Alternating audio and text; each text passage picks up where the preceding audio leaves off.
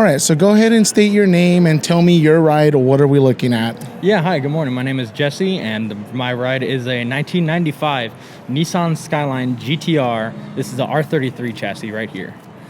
And oh my God, this is the dream car. This is the pinnacle car for many Japanese automotive enthusiasts.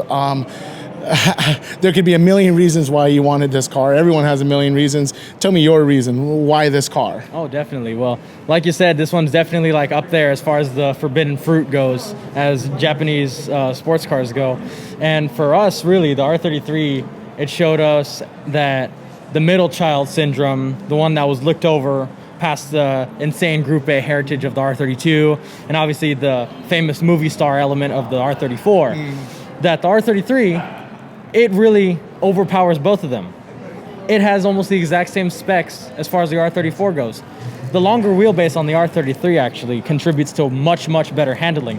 And not very many people know this, but the R33 GTR has the fastest verified lap time of the three around the Nürburgring Nordschleife in Germany. Fun fact on that. Yep. Yeah. So, yeah. Tell me, you don't have to go into all the details. Okay. How in the world did you get this thing here in California? Well, so the thing is with this car, it's pretty damn tricky as far as keeping it in, a state like California. For this one, we had a good friend of ours who actually has USS auction house membership in Japan. He independently bid on this car for us, and he won the bid, and he imported it for us, first to Virginia, and then we imported it here to California right afterwards. And then as far as registering this car went, it's definitely all the rumors and the myths that you've heard were true, as far as having this thing become a nightmare of bringing this into California regs. 6-month-long process went by, passed smog, final inspection was great.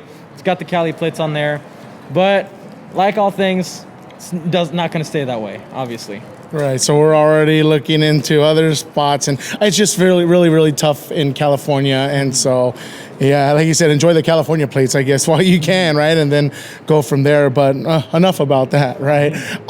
Tell me, I don't see too many modifications, but what have you done to kind of preserve and keep this car going? And what's that experience been like trying to source parts and find stuff? Well, for this car, like you said, you don't see very many modifications, and that's kind of the goal. But like for this car, there is more than meets the eye. So underneath that red valve cover of the RB26, we are pushing 561 horsepower, which is a lot different than the stock 305 horsepower. But as far as keeping this thing well maintained, it's been a process. Definitely Rome wasn't built in a day for this car, but for this one in particularly, it was a high mileage car brought in with, I'd say, about 84,000 miles on it. And so the original RB26 was already going out. It was already on its way out. And so we noticed that there was a few spots that were rusty in the engine bay, but we had some good friends of ours re-weld the strut towers and had the entire engine bay repainted. Nice. And all of the structural integrity is brought back up to what it's supposed to be for this car. So as far as the structure goes inside the engine bay, it looks great. It's repainted. And with the engine, that was probably the hardest part as far as keeping it, reliable, or keeping it at least dependable. So for this one, like I said, it was high mileage. Car unfortunately had to go through an engine rebuild last year.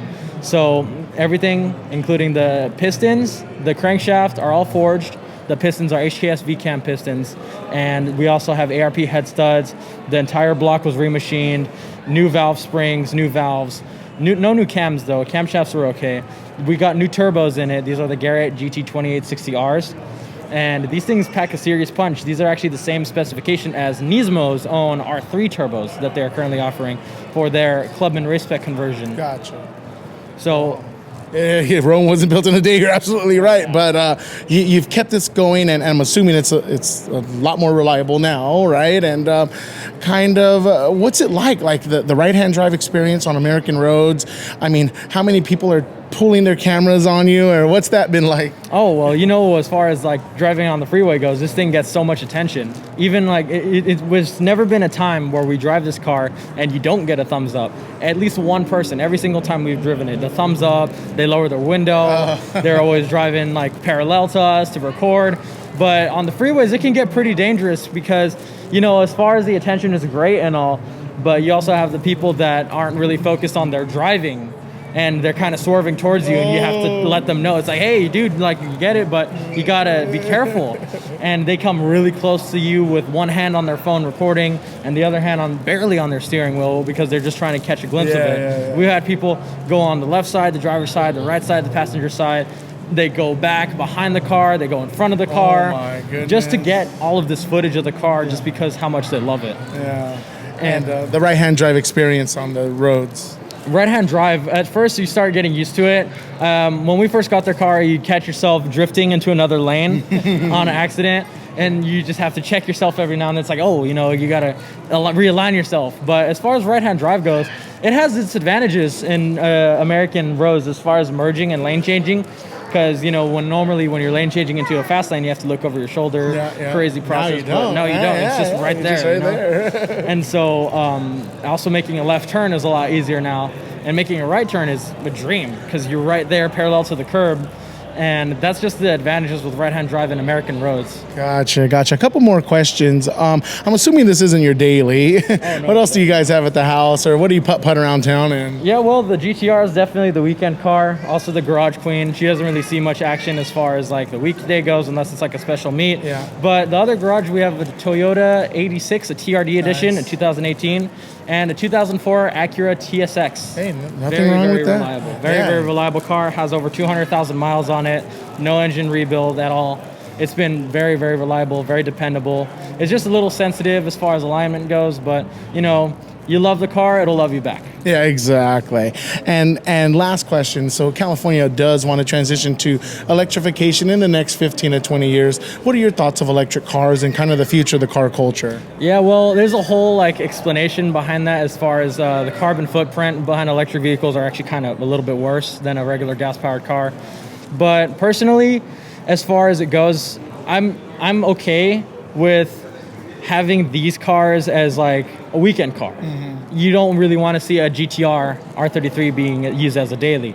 So if you want to use an electric vehicle or a hybrid vehicle as your daily, by all means, go for it.